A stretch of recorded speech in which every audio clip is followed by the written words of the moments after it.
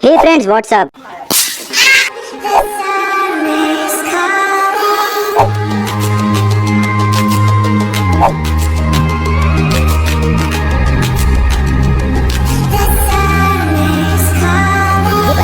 It's the kingdoms of the throne. We are the cornerstone. I know that I can't be without you.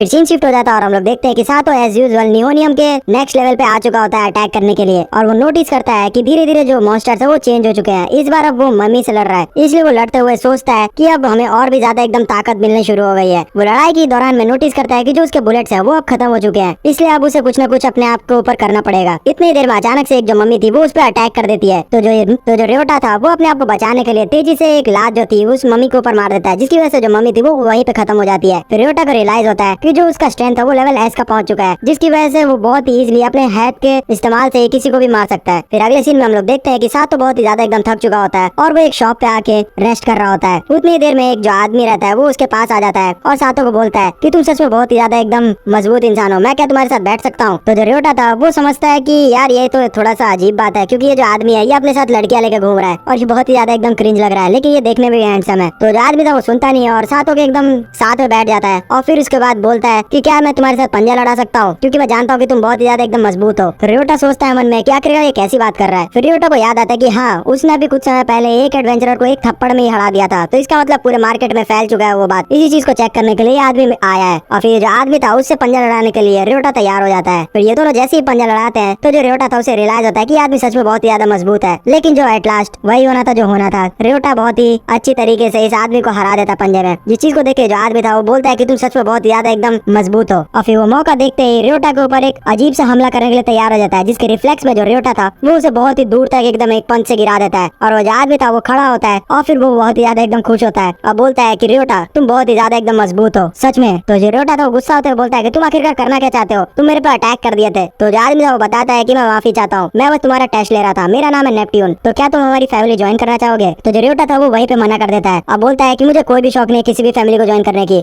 और रियोटा को याद आता है कि हाँ इस नेपट्यून के बारे में एडजा ने मुझे बताया था, ये नेपट्यून सच में बहुत ही ज्यादा फेमस है। फिर सीन शिफ्ट होता है और हम लोग देखते हैं कि रियोटा एमिली के साथ बैठा हुआ रहता है उसके घर पे, जहाँ पे एमिली बोलती है कि तुमने सच में नेपट्यून के ऑफर को रिजेक्ट कर दिया, तुम्हें उसे ज्वाइन कर लेना चाहिए था। तो रियोटा बोलता है कि मुझे कोई भी शौक नहीं है किसी भी ग्रुप को ज्वाइन करने का, मुझे तो बस तुम्हारे साथ में रहने में मजा आता है। तो इस चीज को सुन के जो एमिली थी वो शर्माने लग जाती है और फिर उसके बाद उसे बोलती है कि लेकिन फिर भी नेपट्यून ने तुम्हें ऑफर दिया है, इसका मतलब ये है कि वो भी मानता है कि तुम हीरो हो। फिर कुछ देर बाद का सीन हमें दिखाया जाता है कि रियोटा फिर से नियोनियम में आ चुका होता है और वो शर्मा रहा होता है उसी चीज को याद करते हुए कि जो एमिली है उसने हीरो बोला था रियोटा को। फिर रियोटा जैसे ही नोटिस करता है कि जो नियोनियम है उस पर फिर से वहाँ पे वो जो प्रिंसेस थी वो अपने लोगों के साथ आई हुई होती है। तो उस आदमी से पूछता है कि आखिरकार यहाँ पे आज क्या खास बात है। तो जो आदमी था वो बताता है कि यहाँ पे हमारे जो कंपनी है उसने एक नया प्रोडक्ट बनाया है और ये एक बॉक्स है पेंडारा बॉक्स, जिसके अंदर अगर कोई भी आप लूट लेते हो तो वो ऑटोमेटिकली ऑब्जॉर्ब हो जाता है और एक आदमी जिसने इस लूट को कलेक्ट किया है उसका ही चेहरा चिपक जाता है। पिछली बार जो हमने एयर कलेक्ट की थी हमने मार्केट में जैसे ही बेचा उसे तो लोग मानने को तैयार ही नहीं थे कि प्रिंसेस ने उसे पकड़ा है, इसलिए हम लोग ने ये बनाया है। तुम भी एक एडवेंचरर ही हो ना, तो ये सारे पेंडारा बॉक्स को तुम पकड़ो और जाके एडवर्टाइज करो हमारे लिए। तो जो रियोटा था वो सारे बॉक्स को कलेक्ट कर लेता है और फिर उसके बाद कुछ मन में सोचता है कि अगर ये सारे जो लूट्स है उनको खुद ही ऑब्जर्व कर लेता है तो इसका मतलब ये तो नहीं। और ये चीज को सोचने के बाद वो बाहर आ जाता है और वहाँ पे वो खुश हो जाता है ये चीज को सोच के कि हाँ ये काम कर गया प्लान। दरअसल जो रियोटा रहता है उसमें सारे के सारे जो सीड्स उसे मिला करते थे वो इस पेंडारा बॉक्स में ऑब्जर्व करवा लिए होते हैं और उन सारे सीड्स को वो बाहर लाके फेंक देता है और कुछ देर वेट करता है और वो सारे सीड्स एक स्ट्रे में जाके बदल जाते हैं और फिर उसके बाद उन सारे स्ट्रेस को रियोटा एक एक करके मार देता है, जिसके बाद उसे बहुत सारे फ्रीजिंग बुलेट्स मिल जाते हैं। फिर रियोटा के दिमाग में कुछ और भी प्लान आता है और फिर वो उन सारे बॉक्सेस को लेके दोबारा से नियोनियम में चला जाता है। दूसरी तरफ हम लोग देखते हैं कि जो एमिली रहती है वो भी अपने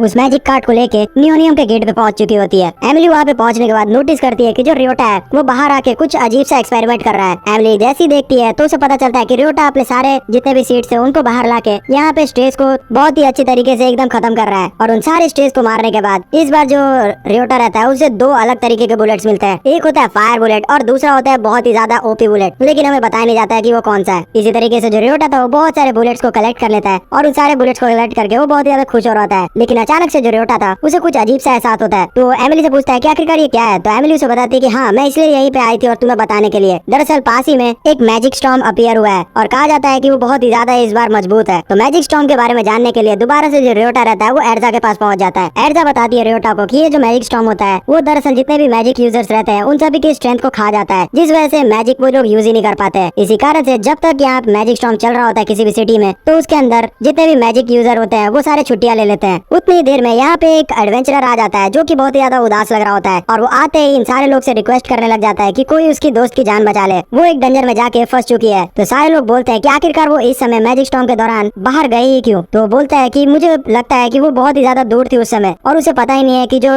सिटी है उसके अंदर मैजिक स्टॉर्म आ चुका है, इसलिए मैं चाहता हूँ कि कोई उसकी जान बचा ले। वो एक मैजिक यूजर है, इसलिए वो मैजिक स्टॉर्म में मैजिक नहीं कर पाएगी और उसकी जान बहुत ही ज्यादा खतरे में। वो आदमी जितना भी रिक्वेस्ट कर ले, कोई भी आदमी उसके हेल्प करने के लिए तैयार नहीं हो रहा था। तो जो रियोटा था वो पूछता है सारे लोग से आखिरकार कोई हेल्प क्यों नहीं कर रहा है। तो उस समय नेपट्यून जो था वो भी आ जाता है और बोलता है कि जो मैजिक फायर है उसके बीच में हम लोग बिल्कुल भी नहीं आ सकते, और अगर मैं भी चाहूँ तो भी सिलिकॉन डंजन में जाके उसे बचा नहीं सकता, क्योंकि सिलिकॉन डंजन सच में बहुत ही ज्यादा एकदम मजबूत डंजन में से एक है, और वहाँ पे जो मॉन्स्टर्स रहते हैं उनके ऊपर नॉन मैजिक का जो भी अटैक रहता है वो काम ही नहीं करता है। तो जो रियोटा रहता है उसे याद आता है एमिली की कही हुई बात कि वो एक हीरो है। इसकी चीज को याद करते हुए पहुंच जाता है उस आदमी के पास और बोलता है कि तुम चिंता मत करो, तुम मुझे बस जगह बताओ कि तुम्हारी दोस्त कहाँ है, मैं उसको बचाने के लिए जाऊंगा। फिर थोड़ी देर बाद हम लोग देखते हैं कि जो रियोटा रहता है वो पहुंच जाता है सिलिकॉन डंजन के लेवल पे, और वहाँ पे वो याद करता है उस आदमी ने बताया था कि वो सिलिकॉन डंजन के लेवल 3 पे उसकी दोस्त मिल जाएगी, और वो एक एक करके अपने बुलेट्स का यूज करते हुए सारे मॉन्स्टर्स को मार रहा होता है, और वो स्ट्रीम में ना बदल जाए इसलिए उन पे फ्रीजिंग बुलेट का इस्तेमाल कर देता है। इसी तरीके से वो एक एक करके लेवल 3 तक पहुंच जाता है, और वहाँ पे मॉन्स्टर्स को मारने के बाद उसे उस लड़के की दोस्त मिल जाती है। दूसरी तरफ जो एमिली थी वो भी आ चुकी होती है मर्चेंट डील पे, और वहाँ पे वो पूछती है सारे लोग से कि किसी ने रियोटा को देखा है। तो सारे लोग बता देते हैं कि रियोटा भी बहुत ज्यादा मुसीबत में है, और ये चीज ईव भी सुन लेती है। दूसरी तरफ जो साथो था वो जैसे ही उस लड़की को बचाने की कोशिश करता है उतनी देर में वहाँ पे दोबारा से मॉन्स्टर आ जाते हैं, और साथो जैसे ही उस पर अटैक करने के लिए बढ़ता है तो वो नोटिस करता है कि उसके जितने भी स्पेशल बुलेट्स थे वो खत्म हो चुके हैं, इसलिए वो इस जगह पे बहुत ही बुरी तरीके से एकदम फंस चुका है। इन सारी चीजों को सोच के जो ईव और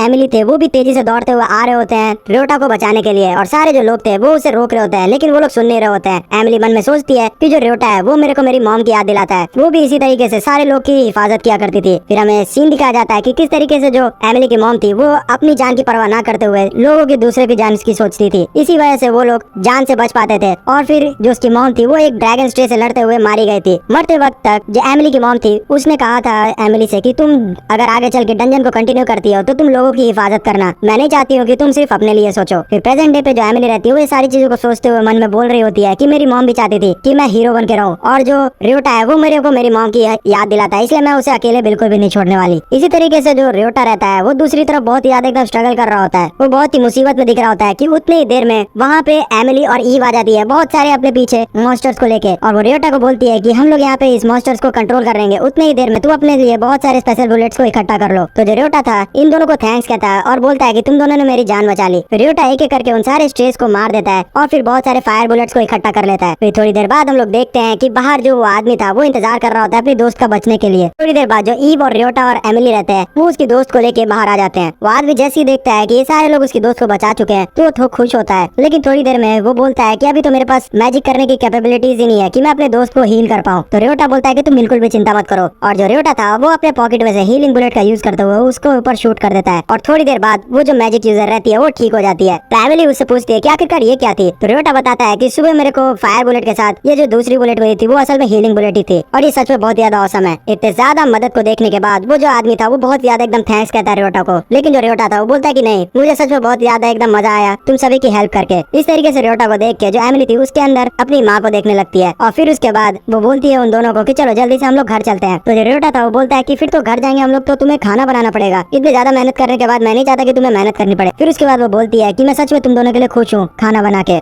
फिर हमें दूसरे दिन का सीन दिखाया जाता है जहाँ पे हमें पता चलता है कि रियोटा टेलुलु के लेवल 5 पे पहुंच चुका होता है, और वहाँ से अब उसे नया ड्रॉप वाटरमेलन मिल रहा होता है, और उस वाटरमेलन को लेके वो एर्जा के पास पहुंच जाता है बेचने के लिए। तो जो एर्जा रहती है वो जैसी ही जानती है कि जो अब रियोटा है वो टेलुलु के लेवल 5 पे पहुंच चुका है तो उसे बोलती है कि क्या तुम्हारे पास लाइसेंस है। तो रियोटा बोलता है कि लाइसेंस क्या होता है। तो एर्जा उसे बताती है कि लेवल 5 के ऊपर धीरे धीरे डंजन्स बहुत ही ज्यादा एकदम मजबूत होते जाते हैं, इसलिए जो एडवेंचरर है वो अपनी जान को बेकार में जोखिम में न डाले, इसलिए हर जगह जो है लाइसेंस दिया जाता है लेवल 5 के ऊपर जाने के लिए। तो मैं चाहती हूँ कि तुम जल्द से जल्द जाके अपना एक लाइसेंस कलेक्ट कर लो, इसलिए तुम अगर लेवल 6 के ऊपर भी जाते हो तो तुम्हें कोई प्रॉब्लम नहीं होगा। तो जो रियोटा रहता है वो इस चीज के लिए तैयार हो जाता है और फिर पहुंच जाता है उस जगह पे जहाँ पे उसे लाइसेंस मिलने वाला होता है। वो जगह पे पहुंचने के बाद एमिली के साथ वो वहाँ के रिसेप्शनिस्ट से पूछता है कि आखिरकार मुझे लाइसेंस कैसे मिल सकता है। तो वो जो रिसेप्शनिस्ट रहता है वो बोलता है कि आखिरकार तुम्हारी अचीवमेंट्स क्या है। तो उसे याद आता है कि एर्जा ने बताया था कि आखिरकार अगर कोई पूछे तुमसे कि तुम्हारी अचीवमेंट क्या है तो क्या बताना है। तो वो बताता है कि मैं लगातार अपने लेवल 5 से बहुत सारे वाटरमेलन लाते रहता हूँ। जिसके बाद वो जो आदमी था बहुत ही रूड तरीके से चला जाता है एक कमरे में और इन दोनों को बुलाता है और वहाँ पे वो एक खरबूज रख देता है और फिर बोलता है कि ये जो खरबूज है वो टेरेलू के लेवल 6 से मिला है और अगर ये खरबूज के स्ट्रे जो रहता है उसे तुम मार पाए तो मैं तुम्हें लाइसेंस दे दूंगा। ये तुम्हारा जो टेस्ट है वो बहुत ज्यादा हार्ड होने वाला है। फिर ये लोग पीछे हट जाते हैं और उस खरबूज का बहुत ही ज्यादा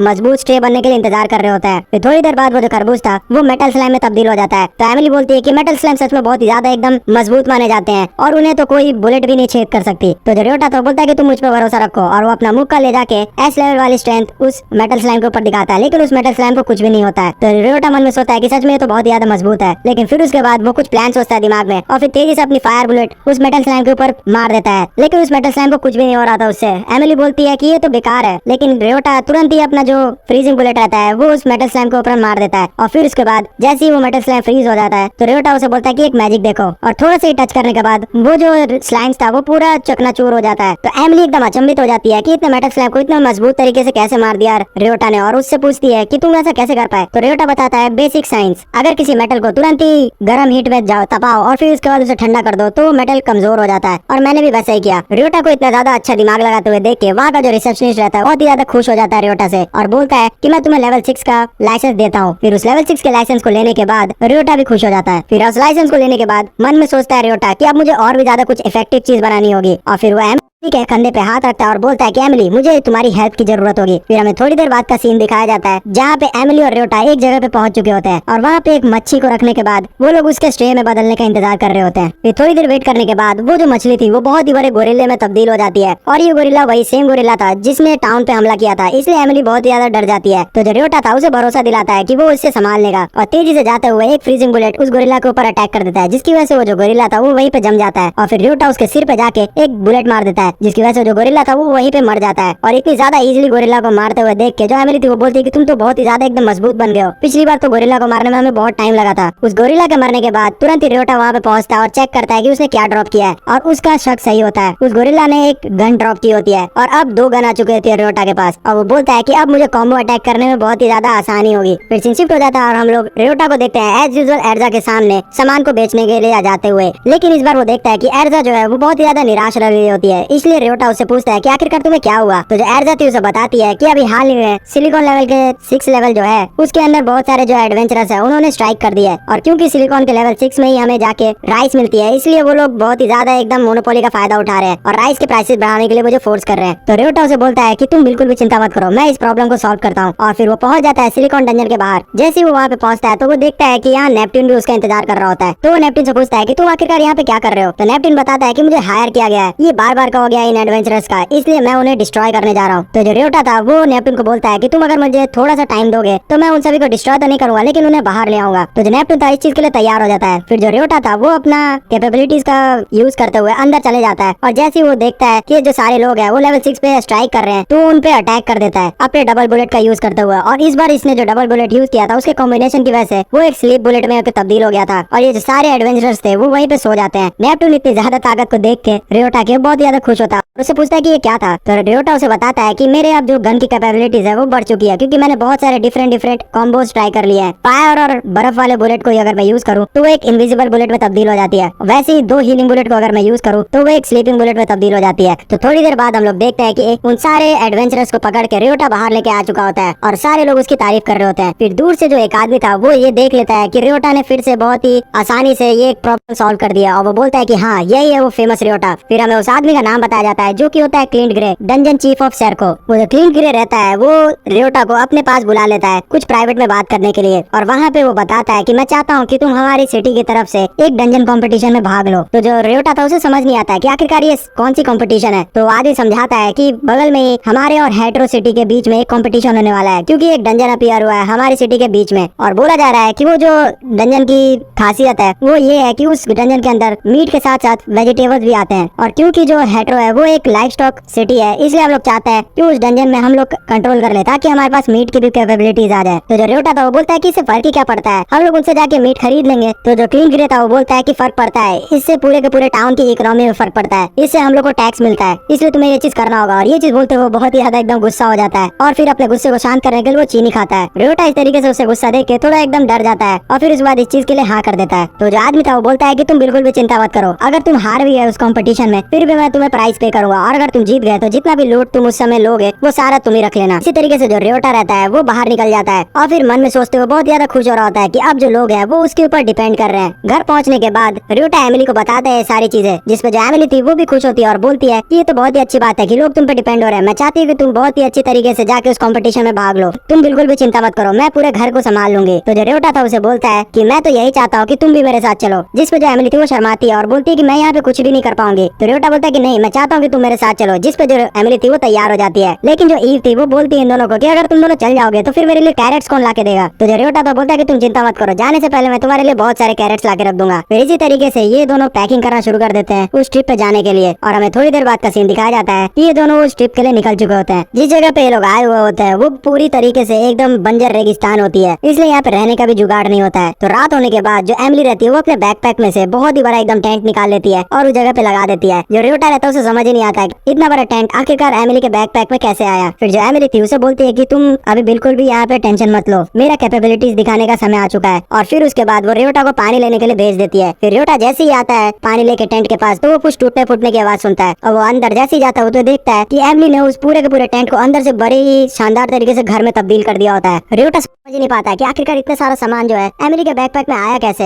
एमिली का बैकपैक है या फिर डोरेमोन की पॉकेट। लेकिन जो एमिली थी उसे तो बहुत ही ज्यादा मजा आ रहा होता है यहाँ पे। और फिर उसके बाद वो रियोटा को बोलती है कि चलो तुम यहाँ पे बैठ जाओ, मैं तुम्हारे लिए कुछ खाने के लिए बना देती हूँ। जो रियोटा रहता है वो खाते हुए बहुत ही ज्यादा एकदम एंजॉय कर रहा होता है, जिसपे जो एमिली रहती है उसे बोलती है कि तुम खाना एंजॉय करो, मैं जल्दी से जल्दी यहाँ पे जितने भी कचरा है उसे जला के आती हूँ। तो रियोटा उसे बोलता है कि कचरा जलाना क्यों है, तुम फेंक क्यों नहीं सकती। तो एमिली बोलती है कि कचरा जलाना बहुत ही ज्यादा इंपॉर्टेंट है, क्योंकि अगर हम लोग कचरा को जलाएंगे नहीं तो थोड़ी देर बाद वो स्ट्रे में बदल जाएगा। तो जो रियोटा रहता है वो बोलता है कि क्या यहाँ पे कचरा भी स्ट्रे में बदल जाता है। तो एमिली बताती है कि हाँ, जो कचरा रहता है उसका स्ट्रे जो रहता है वो बहुत ही ज्यादा मजबूत रहता है। तो जो रियोटा रहता है वो एमिली को बोलता है कि मैं यहाँ पे जो भी स्ट्रे बनने वाला है उसको मार के देखना चाहता हूँ। फिर थोड़ी देर बाद हम लोग देखते हैं कि वो जो कचरा रहता है वो स्ट्रे में बदल जाता है और वो एक फ्रैंकेनस्टाइन मॉन्स्टर होता है। एमिली जो रहती है वो उसके ऊपर जाके हमला करती है, लेकिन वो हमला बहुत ही इजीली एकदम फ्रैंकेनस्टाइन के द्वारा डिफ्लेक्ट कर दिया जाता है। इसलिए जो रियोटा रहता है उसके ऊपर फायर बुलेट से हमला करता है, लेकिन उसे कुछ नहीं होता है क्योंकि वो फ्लेम्स बहुत ही ज्यादा कमजोर थी। इसलिए जो रियोटा था वो 2 बुलेट्स को एक साथ शूट करता है, जिससे बहुत ही बड़ा एकदम फ्लेम क्रिएट होता है और वो फ्रैंकेनस्टाइन मॉन्स्टर वहीं पे खत्म हो जाता है। इस चीज के बदले रियोटा को एक बहुत ही अलग सी बुलेट मिलती है और रियोटा उसे रख लेता है। फिर हम लोग अगले दिन का सीन देखते हैं जहाँ पे जो रियोटा रहता है वो एक स्लाइम के ऊपर अपना वही नया वाला बुलेट यूज कर रहा होता है और वो जो स्लाइम था वो उस बुलेट को डॉच कर देता है। लेकिन ये जो बुलेट था वो एकदम बूमरैंग की तरह होता है, वो तुरंत ही दूसरा अपना जो जगह था उसको चेंज करके उस स्लाइम को लग जाता है, जिसकी वजह से वो जो स्लाइम था वहीं पे खत्म हो जाता है। एमिली इस तरीके के बुलेट को देख के खुश हो जाती है और बोलती है कि ये तो बहुत ज्यादा अमेजिंग है, इससे तो तुम्हारा निशाना कभी चूकेगा ही नहीं। तो जो रियोटा था वो प्राउडली बोलता है कि हाँ, मैं इस बुलेट का नाम रखने वाला हूँ होमिंग बुलेट। फिर कुछ देर बाद हम लोग देखते हैं कि एमिली और रियोटा उस जगह पे पहुंच जाते हैं जहाँ पे इन्हें कंपटीशन में भाग लेना होता है और उस जगह का नाम होता है सेलिंग। वहाँ पे पहुंचने के बाद ये लोग देखते हैं कि बहुत सारे जो लोग हैं वो एकदम पिकनिक की तरह स्पॉट बना दिए इस जगह को, जिसकी वजह से इस जगह पे बहुत सारे कूड़े कचरा भी फेंकाना शुरू हो गया है। तो जो एमिली थी वो बोलती है कि हाँ, इतने सारे लोग एक जगह होंगे तो वहाँ पे कूड़ा होना आम बात है, लेकिन यहाँ स्ट्रे में इसलिए नहीं बदल रहा है क्योंकि ये जगह पूरे लोगों से भरी हुई है। लेकिन फिर भी इस जगह को थोड़ा बहुत तो कूड़ा का साफ सफाई का ध्यान देना चाहिए। उतनी देर में जो रियोटा रहता है उसका ध्यान जाता है एक लड़की पे जो कि उस कूड़े को जला रही होती है। तो जो एमिली थी बोलती है कि अच्छा, लगता है कि ये जो लड़की है वही इंचार्ज है इस कूड़े को जलाने के लिए। तो जो एमिली थी वो बोलती है कि ये लड़की के जो फायर पावर है सच में बहुत ज्यादा एकदम मौसम है। लेकिन जो रियोटा था वो बोलता है कि यहाँ पे बहुत सारा कूड़ा कचरा है, ये जो लड़की है वो अपना शक्ति का यूज भी करे फिर भी ये उस कूड़े कचरे को जला नहीं पाएगी। उस लड़की को देखते हुए रियोटा को पता चल जाता है कि वो लड़की बहुत ही ज्यादा एकदम ओवरबर्डन काम कर रही है, उसके आंखों के नीचे डार्क सर्कल भी आ चुके होते हैं। इसलिए जो रियोटा रहता है वो एमिली को बोलता है कि हमें इस लड़की को रोकना होगा वरना ये वहीं पे बेहोश हो जाएगी। तो ये दोनों निकल जाता है उस लड़की को रोकने के लिए और वहाँ पे पहुंचने के बाद इस लड़की को बोलते हैं कि तुम्हें यहाँ रुकना चाहिए, थोड़ा बहुत तो रेस्ट ले लो। तो लड़की थी वो बोलती कि मेरे चिंता करने के लिए शुक्रिया, लेकिन मैं यहाँ पे रुक नहीं सकती हूँ बिल्कुल भी। और ये चीज बोलने के बाद वो दोबारा से अपने काम पे लग जाती है और वो ट्राई करती है जैसे अपने मैजिक का यूज करने का, तो वो इस बार अपना मैजिक यूज ही नहीं कर पाती है और फिर उसके बाद वो कमजोरी के मारे बेहोश हो जाती है। तो जो रियोटा रहता है वो समय रहते ही उसको पकड़ लेता है। रियोटा उससे पूछता है कि क्या तुम ठीक हो, लेकिन वो जो लड़की थी वो बेहोश होने के कारण कोई भी रिप्लाई नहीं देती है।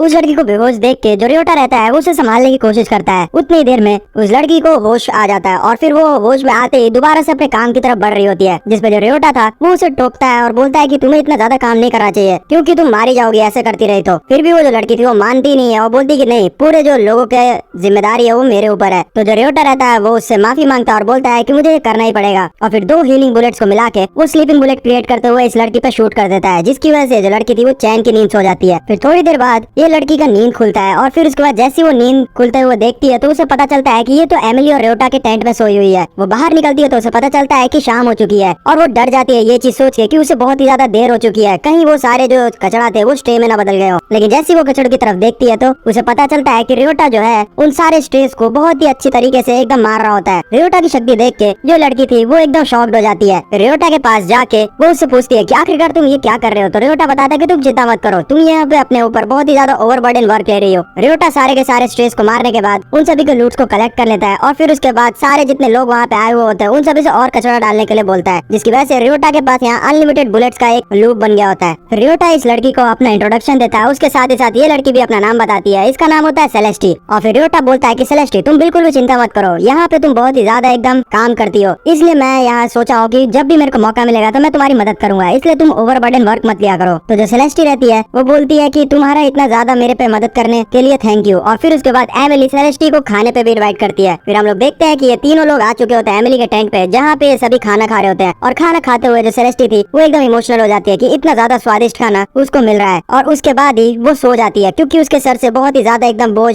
हल्का हो चुका होता है। फिर हम लोग दूसरे दिन का सीन देखते हैं जहाँ पे जो सेलेस्टी रहती है वो फुल्ली एकदम आराम करने के बाद रिकवर्ड हो चुकी होती है और वो अपने फुल पावर के साथ उन सारे कचड़ों को जला रही होती है, जिसे देखने के बाद जो रियोटा और एमिली रहते हैं वो भी सोचते हैं कि सेलेस्टी सच में बहुत ही ज्यादा एकदम ताकतवर है। फिर सेलेस्टी उनकी तरफ आती है और बोलती है कि सच में तुम सभी का बहुत ही ज्यादा शुक्रिया, तुम लोग की वजह से मैं आराम कर पाई और उसकी वजह से मेरा जो मैजिक था वो रिकवर हो गया। तो एमिली उसे बोलती है कि अगर तुम इसी तरीके से अपने आप पे बहुत ही ज्यादा पुश करोगी तो तुम्हारा जो मैजिक है वो एकदम एग्जॉस्ट हो जाएगा, इसलिए तुम चाहो तो जब तुम्हारा मन करे तो हमारे टेंट पे आके आराम कर सकती हो और खाना भी खा सकती हो। तो जो सेलेस्टी थी वो थोड़ा रेजिस्ट करती है और बोलती है कि मैं इतना ज्यादा मदद कैसे ले सकती हूँ तुम लोग से, लेकिन रियोटा और एमिली इसके लिए इंसिस्ट करते हैं उसे। तो जो सेलेस्टी थी वो उसके लिए तैयार हो जाती है। फिर रियोटा उसे बोलता है कि मुझे थोड़ा सा काम के लिए हेडक्वार्टर में जाना होगा, इसलिए तुम्हें अगर जरूरत पड़े तो तुम हमारे टेंट पे आ सकती हो। और ये चीज बोलने के बाद जो रियोटा और एमिली रहते हैं वो मार्केट में पहुंच जाते हैं। उस मार्केट में घूमते हुए रियोटा की अचानक से नजर जाती है एक शॉप ओनर पे, जो कि बहुत सारे अलग अलग तरीके के ऑर्नामेंट्स बेच रहा होता है। उस शॉप ओनर से बात करता है रियोटा और बोलता है कि तुम यहाँ पे ये सब चीज क्यों बेच रहे हो। तो बताता है कि बहुत सारे जो एडवेंचरर्स हैं वो ये सारी चीजें खरीदना पसंद करते हैं क्योंकि वो अपनी वाइफ को गिफ्ट देना चाहते हैं। तो जो रियोटा था उन सभी के प्राइसेस को देखता है तो एकदम शॉक्ड हो जाता है क्योंकि ये सारे बहुत ही ज्यादा महंगे लग रहे होते हैं। लेकिन जो एमिली थी उसको ये सारी चीजें पसंद आ रही होती है। तो रियोटा उससे पूछता है कि तुम्हें ये सब पसंद है क्या। तो एमिली बोलती है हाँ पसंद तो है, लेकिन ये बहुत ज्यादा महंगे हैं, चलो छोड़ो। और फिर उसके बाद ये लोग फाइनली हेडक्वार्टर में पहुंच जाते हैं। उस हेडक्वार्टर में ड्यूक से बात करते हुए रियोटा को पता चलता है कि असल में इन सभी ने प्लान बना लिया है कि किस तरीके से वो लोग इस कंपटीशन को जीत सकते हैं। रियोटा को बिल्कुल भी मेहनत नहीं करना है, पहले से जितने भी एडवेंचरर्स है वो उसके लिए रेयर जितने भी मॉन्स्टर्स है उसको पकड़ के रखेंगे और रियोटा को बस जाके वहाँ पे अटैक करके उन्हें हरा देना है, जिससे इन सभी के पास बहुत ही सारे पॉइंट्स इकट्ठा हो जाएंगे। तो जो रियोटा था इस चीज को सुन के बहुत ही ज्यादा खुश होता है कि इस जिंदगी में सच में उसे बहुत सारे सपोर्ट करने वाले लोग मिले। और फिर उसके बाद इन सारी बातों के बीच में ही इन सभी को पता चलता है कि इनके जो एक टीममेट है उसने एक रेयर मॉन्स्टर को पकड़ लिया है। तो तेजी से वहाँ पहुंच जाते हैं जहाँ पे जो रियोटा था उसके पास बहुत ही टाइम होता है क्योंकि जो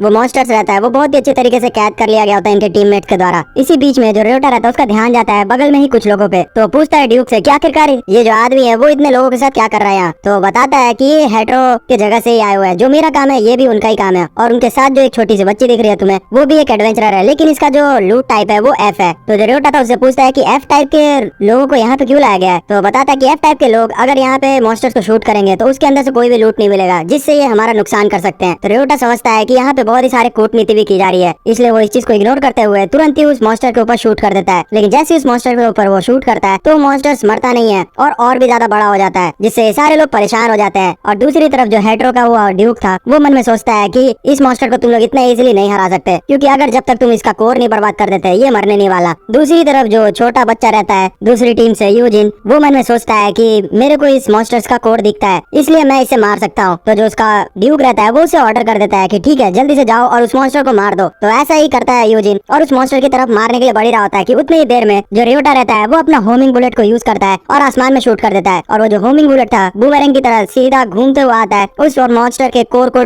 मार देता है, जिसकी वजह से मॉन्स्टर वहीं पे मारा जाता है। यूजिन ये चीज समझ ही नहीं पाता होता है कि आखिरकार यहाँ पे उसके मारने से पहले मॉन्स्टर कैसे मारा गया। इसलिए वो रियोटा से पूछता है कि क्या तुम्हें भी इसका कोड दिख रहा था। तो रियोटा बोलता है कि हाँ दिख रहा था। रियोटा का इतना ज्यादा समझदारी देख के जो उसका ड्यूक रहता है वो उसे शाबाशी देता है और यूजिन इस चीज से चिढ़ जाता है। फिर ये हेड्रो के लोग जो रहते हैं वो यहाँ से डिसअपॉइंटेड होते हुए निकल जाते हैं। फिर कुछ देर बाद हम लोग देखते हैं कि जो रियोटा रहता है वो सारे के सारे जो मॉन्स्टर्स है उन सभी को मार के बाहर आ चुका होता है और जो ड्यूक रहता है वो उसके मेहनत करने का पूरे दिन का उसे एक रकम देता है, जिसे देख के जो रियोटा था वो बोलता है ये तो सच में बहुत ही ज्यादा है। तो जो ड्यूक था वो बोलता है कि अरे ये तो तुम्हारी मेहनत का है और जो तुम्हें स्प्राउट्स अंदर मिले हैं उसे भी तुम ले जाके बेच सकते हो, तो ऐसी मेहनत करते रहो और कमाते रहो। और ये बोल के वो यहाँ से निकल जाता है। फिर जो रियोटा था वो मन में सोचता है कि अगर मुझे इतने ज्यादा पैसे मिलने वाले हैं तो मुझे और भी ज्यादा मेहनत करनी चाहिए। फिर कुछ देर बाद हम लोग रियोटा को घर में आते हुए देखते हैं और वहाँ पे एमिली के सामने आके रियोटा उसे सारी बातें बताता है और फिर बताता है कि उसे बहुत सारे पैसे मिल रहे हैं। फिर उसके बाद एमिली को वो वही रिंग जो एमिली को पसंद आई थी वो दे देता है, जिसे देख के जो एमिली थी वो बोलती है अच्छा ये तो बहुत ही ज्यादा एकदम महंगी रिंग है, तुमने इसे कैसे खरीद लिया। तो रियोटा बताता मैंने बताया ना तुम्हें कि मैं बहुत ही ज्यादा पैसे कमा रहा हूँ और ये लो ये तुम्हारे लिए। एमिली जो थी वो शर्माने लग जाती है क्योंकि ये जो रिंग रियोटा उसके लिए लाया था वो बहुत ही ज्यादा महंगी थी, इसलिए वो रेजिस्ट करती है। लेकिन एज यूजुअल जो रियोटा था उसे इंसिस्ट करता है इसलिए वो ले लेती है। उस रिंग को पहनने के बाद जो एमिली का जितना भी स्टैट था वो +1 हो जाता है। इस चीज को देख के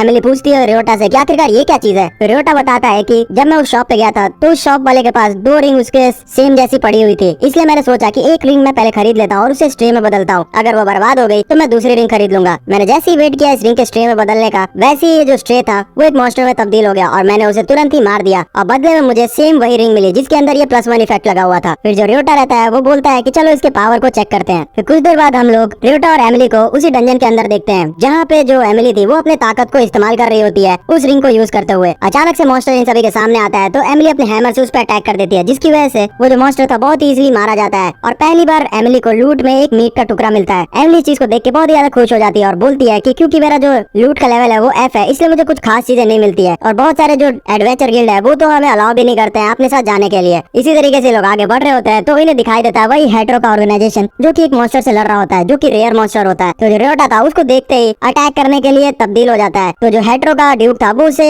और भी ज्यादा फोर्स करता है कि हाँ चलो इसे मार दो। तो जो रियोटा था वो मन में सोचता है कि इसको मारने से मेरे को लगता है इन्हीं लोग को फायदा होगा, इसलिए मैं इसे नहीं मारता हूँ। तो वो गन पीछे रख लेता है, जिसको देख के वो बोलता है कि अच्छा तो तुम नहीं मारोगे, चलो ठीक है फिर हम मारते हैं। लेकिन जो एमिली थी वो मन में कुछ प्लान बना रही होती है और फिर वो रियोटा को बोलती है कि ये तुम रिंग पकड़ो। तो रियोटा उसे देख के समझ जाता है कि ये लोग क्या करने वाले हैं और फिर उसके बाद रियोटा अपने फ्रीजिंग बुलेट का यूज करते हुए उस मॉन्स्टर को जमा देता है और फिर जो एमिली रहती है वो अपने हैमर का यूज करते हुए उस मॉन्स्टर को मार देती है। और क्योंकि एमिली का जो लूटिंग लेवल था वो F था इसलिए इन सभी को यहाँ पे कोई भी लूट नहीं मिलता है और यहाँ हेड्रो का नुकसान हो जाता है। इसी वजह से जो हेड्रो और इनके बीच का गैप था वो गैप बहुत ही ज्यादा बढ़ जाता है। तो ये सारे जो हेड्रो के लोग रहते हैं वो निराश होकर यहाँ से चले जाते हैं और रियोटा को एमिली बहुत ही ज्यादा एकदम काम की लगती है और बोलता है वो कि सच में तुमने बहुत ही अच्छा दिमाग लगाया। तो जो एमिली थी वो बोलती है कि मेरे को याद आ गया तुम्हारे रात की बात, बिना रिंग के मेरा जो लेवल है वो F ही है इसलिए मेरे को कुछ भी नहीं मिला। मुझे सच में बहुत ही ज्यादा खुशी है कि मैं तुम्हारे काम आ पाई। फिर सीन शिफ्ट हो जाता है और हम लोग रियोटा को दोबारा से ड्यूक से बात करते हुए देखते हैं। जो ड्यूक रहता है वो रियोटा की तारीफ कर रहा होता है क्योंकि उसने बहुत ही ज्यादा एकदम मेहनत करते हुए इन सभी को आगे पहुंचा दिया होता है। लेकिन फिर उसके बाद वो बताता है कि अब अगले दिन जो हेड्रो के जितने भी बैकअप एडवेंचरर्स है वो यहाँ पे आ जाएंगे, जिसकी वजह से वो लोग हम पे हावी होना चाहते हैं। तो रियोटा बोलता है कि क्या वो लोग चाहते हैं कि जल्द से जल्द वो लोग मीट कलेक्ट कर ले। तो ड्यूक बोलता है कि नहीं, इसका उल्टा, वो लोग जल्द से जल्द यहाँ पे सारे जो वेजिटेबल्स है उनके ऊपर हावी होना चाहते हैं क्योंकि वो F रैंक के एडवेंचरर्स को लेके आएंगे और सारा का सारा लूट बर्बाद कर देंगे, जिसकी वजह से हम लोग हार जाएंगे। तो रियोटा बोलता है कि हम लोग इससे अभी भी जीत सकते हैं, अगर हम लोग आज रात में ही लेवल 5, 7 और 9 तक को कंप्लीट कर लेते हैं तो फिर हम लोग उनसे आगे निकल सकते हैं। तो ड्यूक बोलता है कि हाँ हम लोग जीत भी सकते हैं इससे। तो रियोटा से बोलता है कि तुम प्राइस का लेवल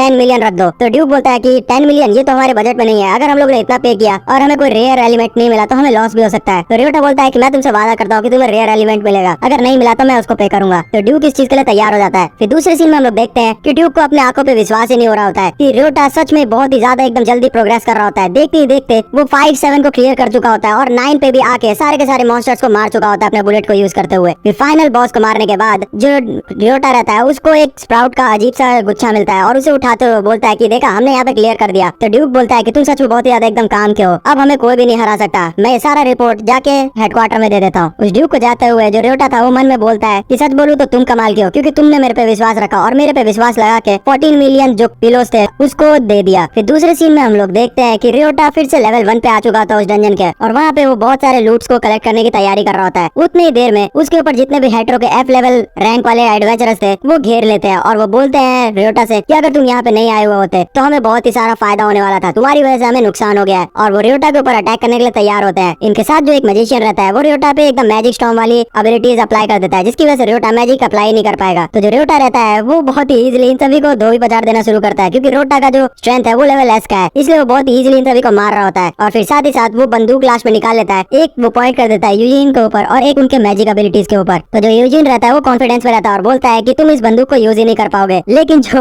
रियोटा रहता है वो तुरंत उस बंदूक को शूट कर देता है। तो यूजिन समझ नहीं पाता है कैसे कैसे कर रहे हो तुम। तो रियोटा बताता है तुम बेवकूफ हो, मैं मैजिक स्टॉर्म के दौरान भी अपने गन को यूज कर पा रहा था। और फिर ये बोलने के बाद वो उन सारे जो लोग चोटिल हुए थे उन सभी को हील कर देता है और बोलता है कि मैं तुम्हारा दुख समझ सकता हूँ, मैंने तुम्हारे यहाँ पे नुकसान किया, तुम चाहो तो मुझ पे हमला कर सकते हो, लेकिन मैं यहाँ पे नहीं रुकने वाला, क्योंकि मेरा कोई इंतजार कर रहा है मेरे घर पे। और ये चीज बोलते हुए वो निकल जाता है। तो जो यूजिन था वो बोलता है कि मैं तुमसे जेलस हूँ कि तुम्हारा कोई इंतजार कर रहा है। तो रियोटा उसे बोलता है कि हमेशा से मेरे साथ ऐसा नहीं था, मुझे आगे चल के ऐसा कोई इंसान मिला जो मेरा इंतजार कर रहा था, तुम्हें भी कोई ना कोई मिल ही जाएगा। और फिर उसके बाद रियोटा अपने घर पे पहुंच जाता है, जहाँ पे जो सेलेस्टी और एमिली रहते हैं वो इसके इंतजार कर रहे होते हैं। उन दोनों को देख के जो रियोटा था वो बहुत ज्यादा खुश होते हुए उन्हें बोलता है कि मैं घर आ गया। और इन दोनों को समझ नहीं आता है कि ये आखिरकार इतना ज्यादा खुश क्यों हो रहा है। फिर सीन शिफ्ट हो जाता है और हम लोग एज यूजुअल सेलेस्टी को अपना जो काम था उसे करते हुए देखते हैं। बहुत सारे जो कूड़े कचरे को जलाते हुए सेलेस्टी फिर से जो होती है एग्जॉस्ट हो जाती है और वो बेहोश होने वाली होती है। फिर से रियोटा सही समय पे आके उसे कैच कर लेता है और फिर उसे बोलता है कि तुम फिर से यहाँ पे बेवकूफी कर रही हो, मैंने तुम्हें कहा था ना कि तुम इतना ज्यादा अपने आप को पुश मत करो। जिस वजह सेलेस्टी थी वो बोलती है कि अब मैं क्या कर सकती हूँ, यहाँ पे कूड़ा कचरा लगातार आते रहता है तो मुझे ऐसा करना ही पड़ता है। उतनी देर में यहाँ पे फिर से कूड़ा कचरा आ जाता है तो सेलेस्टी तैयार हो जाती है उस पर फिर से अटैक करने के लिए, लेकिन जो रियोटा था वो अपने फायर बुलेट का यूज करते हुए उसकी मदद कर देता है और फिर उसे बोलता है कि तुम चिंता मत करो, मेरे पास अभी बहुत सारा खाली समय है, इसलिए मैं तुम्हारी हेल्प करने वाला हूँ। लेकिन तुम मुझे इतना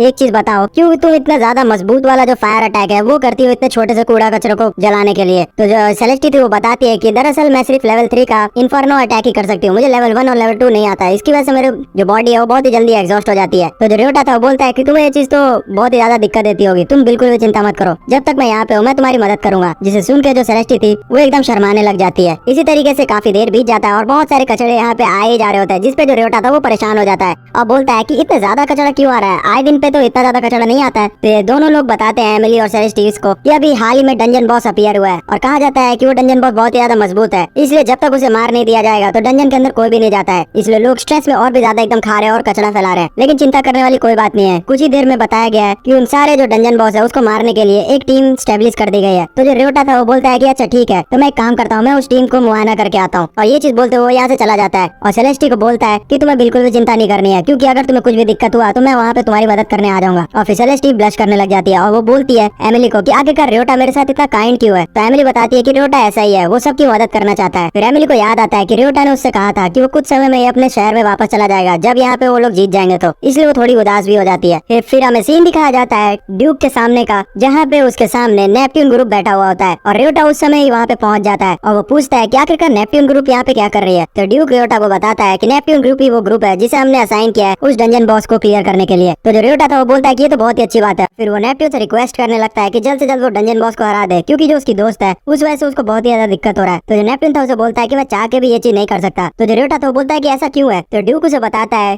कॉन्ट्रैक्ट में लिखा हुआ था कि अगर कोई डंजन बॉस अपीयर होता है तो हेट्रो और सेलेस्टिया दोनों को मिलकर साथ में लड़ना होगा उससे। लेकिन यहाँ पे जो हेट्रो है वो इस चीज को सीरियस नहीं ले रहा है और कोई भी अपना टीम तैयार नहीं कर रहा है। मुझे लग रहा है कि वो इसके पीछे बहुत ही ज्यादा एकदम अलग सा प्लान कर रहा है, क्योंकि अगर ज्यादा देर तक डंजन बॉस अपीयर रहा तो पूरा का पूरा जो डंजन का इकोलॉजी है वो चेंज हो जाएगा, जिसकी वजह से ड्रॉप्स भी चेंज हो जाएंगे और हमें शुरू से शुरू करना होगा। तो जो रियोटा था वो बोलता है कि इसमें दिक्कत क्या है, चलो मैं तुम्हारे साथ चलता हूँ। जिसपे जो ड्यूक रहता है वो मना कर देता है और बोलता है कि बात दरअसल ऐसी है कि हमें बोला गया है कि एक जो 3 लोगों वाली टीम है जिसके अंदर सारे के सारे जो एडवेंचरर्स है वो लेवल 1 के ऊपर हो, तभी हम उसको अंदर जाने दें, और तुम्हारे पास तो कोई भी टीममेट नहीं है। तो जो रियोटा था वो नेपट्यून को बोलता है कि तुम मेरे साथ चलो। तो नेपट्यून बोलता है कि मैं यहाँ खुद से अपना कोई भी डिसीजन नहीं ले सकता, मैं यहाँ कॉन्ट्रैक्ट से आया हूँ, इसलिए मैं तुम्हारे साथ नहीं जा सकता। तो जो रियोटा था वो बोलता है कि ठीक है, तो मैं अपना टीममेट खुद ही खोज लूंगा। और वो ये बोलते हुए निकल जाता है मार्केट के अंदर और वो वहाँ पे बहुत सारे एडवेंचरर से रिक्वेस्ट करता है, लेकिन कोई भी एडवेंचरर यहाँ पे उसकी मदद नहीं करता, क्योंकि सब यहाँ पे सिर्फ पैसे कमाने के लिए आए थे और कोई भी यहाँ सिर्फ मदद करने के लिए नहीं आया था। इसलिए जो रियोटा था वो हार के लास्ट में अपने टेंट की तरफ पहुंचता है, जहाँ पे जो एमिली रहती है वो तैयार रहती है उसके साथ चलने के लिए। तो जो रियोटा था वो बोलता है कि मैं तुम पे रिलाई कर सकता हूँ, लेकिन एमिली यहाँ पे बात नॉर्मल वाली नहीं है, हमें यहाँ 3 लोगों की जरूरत है जो कि लेवल 1 के हो। तो उसी समय वहाँ सेलेस्टी भी आ जाती है और वो बोलती है कि अगर तुम चाहो तो मैं भी तुम्हारी हेल्प कर सकती हूँ। तो जो रियोटा था उसे बोलता है कि सेलेस्टी तुम्हारा लेवल वैसे कितना है। फिर सेलेस्टी अपना जो स्टेटस विंडो है वो उन्हें दिखाती होती है और सेलेस्टी का जो बहुत सारा जो अटैक लेवल होता है वो लेवल 1 के ऊपर होता है, बस जो उसका ड्रॉप लेवल होता है वो लेवल F का होता है, जिसकी वजह से अगर ये 3 हो जाए तो वो लोग तीनों अंदर जा सकते हैं। लेकिन फिर भी जो रेयोटा रहता है वो बोलता है कि अगर तुम मेरे साथ चले जाओगी तो वो जो कचरा वाला काम है वो कौन करेगा, लोगों को इससे दिक्कत हो सकती है। तो सेलेस्टी बोलती है कि तुम चिंता मत करो, यहाँ पे मैंने मदद के लिए किसी एक आदमी को खोज लिया है। और फिर हमें पता चलता है कि यहाँ जो सेलेस्टी रहती है उसका जो छोटा भाई रहता है वो असल में यूजीन ही होता है, और जो यूजीन रहता है वो बोलता है रेयोटा को कि ऐसा मत समझना कि मैं यहाँ तुम्हारी मदद करने के लिए आया हूँ, मैं तो बस इसलिए आया हूँ क्योंकि जो मेरी बहन है वो मुझे इसके लिए पे कर रही है। और फिर उसके बाद वो अपने सारे साथियों को यूज करते हुए उन सारे कचड़ों को जलाने लग जाता है। रेयोटा इस चीज के लिए उससे थैंक यू कहता है और फिर ये सारे लोग डंजन के लिए आगे बढ़ने के लिए तैयार हो जाते हैं। फिर कुछ देर बाद हम इन तीनों को देखते हैं उसी डंजन के अंदर, जहाँ पे जो रेयोटा रहता है वो बोलता है कि यहाँ तो कोई भी मॉन्स्टर नहीं दिख रहा है। तो एमिली उसे बताती है कि जब भी डंजन बॉस अपीयर होता है तो जितने भी अगल बगल के मॉन्स्टर्स रहते हैं वो डर के बहुत ही दूर चले जाते हैं और लूट भी नहीं मिलता है। उतनी देर में यहाँ पे डंजन बॉस अपीयर हो जाता है और जो असल में एक बाइकॉन होता है। तो उसको देखने के बाद ये लोग उस पर अटैक करने के लिए तैयार हो जाते हैं और जो एमिली रहती है तेजी से अपने हथौड़ा ले जाके उसके ऊपर मारती है। लेकिन जो बाइकॉन था वो अपने ऊपर बहुत ही बड़ा तगड़ा बैरियर लगाया हुआ था, इसलिए उसके ऊपर कोई भी अटैक नहीं लग रहा होता है। तो जो रेयोटा था वो सेलेस्टी को बोलता है कि उसका जो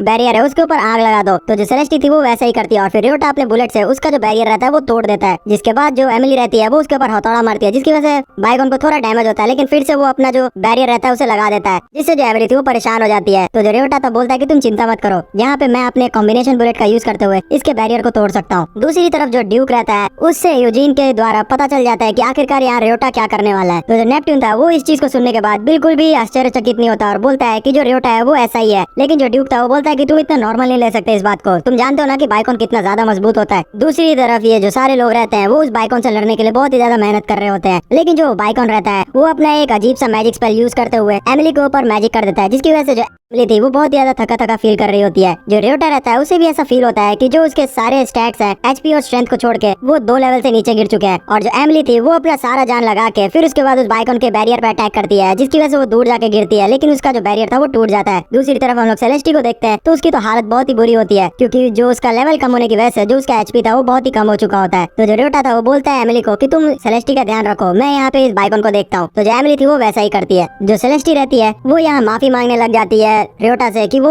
कुछ भी हेल्प नहीं कर रही है और यहाँ बर्डन नहीं बन रही है उनके ऊपर। तो जो रेयोटा था वो बोलता है कि तुम ऐसा बिल्कुल भी मत सोचो, यहाँ जो तुम आई हो वो हमारी मदद करने के लिए आई हो और तुम्हारी वजह से मैं यहाँ इसे हरा पा रहा हूँ और तुम हमारे लिए बहुत ही ज्यादा एकदम इम्पोर्टेंट हो, मैं तुम्हारी जान को बिल्कुल भी जोखिम में नहीं डाल सकता। तो जो सेलेस्टी थी वो इस चीज को सुनती है तो वो एकदम खो जाती है। उसे ये चीज याद आ रहा होता है कि किस तरीके से कोई भी इंसान यहाँ पे उसको ये चीज नहीं बोला था। जितने भी लोग थे वो उसके ऊपर गुस्सा किया करते थे कि वो आग जल्दी से अच्छे तरीके से जलाती नहीं है और वो थक जाती है इतने सारे कूड़े कचरे को जला के। यहाँ सिर्फ जो रेयोटा था उसने उसके अंदर उसके टैलेंट को पहचाना और फिर उसके बाद उस पर भरोसा किया। वो मन में सोचती है कि मुझे कभी भी नहीं लगा था कि किसी के अप्रूवल मिलने पे मैं इतनी ज्यादा एकदम खुश हो जाऊंगी, ये जो इंसान है वो सच में मेरे लिए बहुत ही ज्यादा एकदम स्पेशल है। और ये चीज सोचने के बाद जो सेलेस्टी रहती है वो खड़ी हो जाती है रियल जिंदगी में। सेलेस्टी बोलती है कि यहाँ जो रेयोटा है वो मेरे पे बहुत ही ज्यादा भरोसा कर रहा है और मैं यहाँ पे अपना 100% देना चाहती हूँ, मैं यहाँ बेहोश नहीं रह सकती। और ये चीज बोलने के बाद वो अपना बहुत ही तगड़ा एकदम इन्फर्नो का अटैक रहता है वो उस बाइकॉन के ऊपर कर देती है, जिसकी वजह से जो बाइकॉन का बैरियर था वो तुरंत ही टूट जाता है। तो मौका मिलते ही जो एमिली थी वो अपना हैमर सीधा रेयोटा की तरफ दे देती है और रेयोटा उस हैमर को यूज करते हुए उस बाइकॉन के ऊपर अटैक कर देता है, जिसकी वजह से उस बाइकॉन के जो हॉर्न रहते हैं वो टूट जाते हैं और बाइकॉन वहीं पे धाराशायी हो जाता है। बाइकॉन को हराने के बाद जो रेयोटा रहता है वो बहुत ज्यादा एकदम खुश हो जाता है और इन दोनों को बोलता है कि हमने कर दिया। फिर रेयोटा का ध्यान जाता है सेलेस्टी के ऊपर जो कि बेहोश हो चुकी होती है इतना तगड़ा अटैक करके। फिर कुछ देर बाद जो सेलेस्टी रहती है उसे होश आता है और वो देखती है कि जो एमिली और रेयोटा है वो उसकी तरफ देख रहे होते हैं और वो पूछती है कि आखिरकार बाइकॉन का क्या हुआ। तो रेयोटा उसे बताता है कि तुम चिंता मत करो, हमने उसे हरा दिया है, ये सच बताओ तो हम लोग तुम्हारी हेल्प के बिना बिल्कुल भी नहीं कर पाते, इसलिए तुम्हारा शुक्रिया। तो ये चीज सुनने के बाद सेलेस्टी और भी ज्यादा इमोशनल होते हुए खुश हो जाती है। फिर जो रेयोटा रहता है सेलेस्टी को वो लूट देता है जो कि उन्हें बाइकॉन से मिला था, जिसे जो सेलेस्टी थी वो मना कर देती है और बोलती है कि मैं इतना ये प्रीशियस चीज को नहीं ले सकती। तो जो रेयोटा था वो एमिली से बोलता है कि यहाँ पे सेलेस्टी चीज को ले सकती है ना। तो एमिली बोलती है कि हाँ जरूर, यहाँ पे तो सेलेस्टी के लिए ये चीज बहुत ही अच्छी रहेगी। तो जो सेलेस्टी थी वो इस चीज को ले लेती है और फिर उसके बाद उसे पता चलता है कि इस चीज के लेने के बाद वो अब बहुत ही अच्छे तरीके से लेवल 1 का जो फायर मैजिक है वो अनलिमिटेड यूज कर सकती है। तो जो सेलेस्टी थी वो पूछती है कि आखिरकार ये कैसे हो गया। तो जो रेयोटा था वो बोलता है कि मैंने और एमिली ने बहुत देर तक यहाँ पे सोचा कि ये जो लूट है वो तुम्हारे लिए एकदम सही रहेगा, वैसे भी तुमने हमारा बहुत ही मदद किया है और तुम बहुत ही ज्यादा एकदम अच्छी हो। तो जो सेलेस्टी थी वो इतना ज्यादा तारीफ सुनने के बाद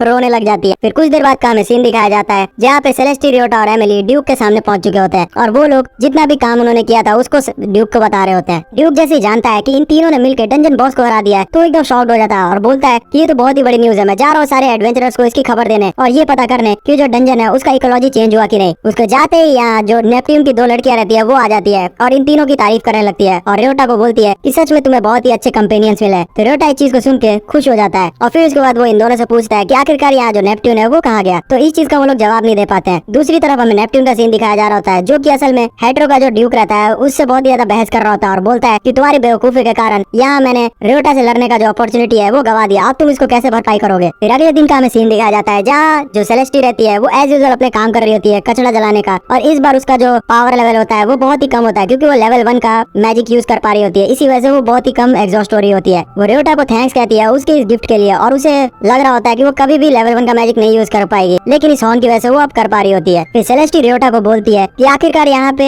उस डंजन का रिजल्ट क्या आया। तो रियोटा बताता है कि हमारा जो विलेज है वो जीत चुका है। तो सेलेस्टी बोलती है कि अब तुम अब कब अपने विलेज में जा रहे हो। तो रियोटा बोलता है कि शायद से हम लोग कल निकल जाएंगे। और फिर उसके बाद रियोटा थोड़ा देर सोच के यहाँ बोलता है उससे कि तुम चाहो तो हमारे साथ चल सकती हो। लेकिन यहाँ पे इत्तेफाक की बात ये होती है कि जो सेलेस्टी थी वो भी साथ ही में बोलती है कि मैं तुम्हारे साथ जाना चाहती हूँ। तो दोनों जो रहते हैं वो शर्मा जाते हैं और फिर रियोटा बोलता है कि जैसे ही उस लड़कियों ने कहा था कि तुम मेरी बहुत ही अच्छी कंपेनियन हो, इसलिए मैंने सोचा कि हम लोग को एक पार्टी फॉर्म करनी चाहिए। तो सेलेस्टी इसके सुन के बहुत ही ज्यादा खुश हो जाती है और बोलती है कि हाँ मैं इस चीज के लिए तैयार हूँ। फिर रियोटा बोलता है कि हमें बस इस चीज के लिए एमिली से बात करनी होगी। उतनी देर में एमिली वहाँ पे आ जाती है और बोलती है कि तुम बेवकूफ हो गया, मैं इस चीज के लिए शुरू से तैयार हूँ। मैं शुरू से चाहती थी कि जो सेलेस्टी है वो हमारे ग्रुप को ज्वाइन करे और मैं बहुत ही ज्यादा खुश मिजाज हूँ कि तुम भी हमारे साथ हो। तो जो रियोटा रहता है बोलता है कि सच में सेलेस्टी तुम हमारे ग्रुप में आ रही है तो हमारा ग्रुप बहुत ही ज्यादा मजबूत हो गया है। तो जो सेलेस्टी रहती है वो इस चीज को सुन के बहुत ही ज्यादा एकदम खुश हो जाती है।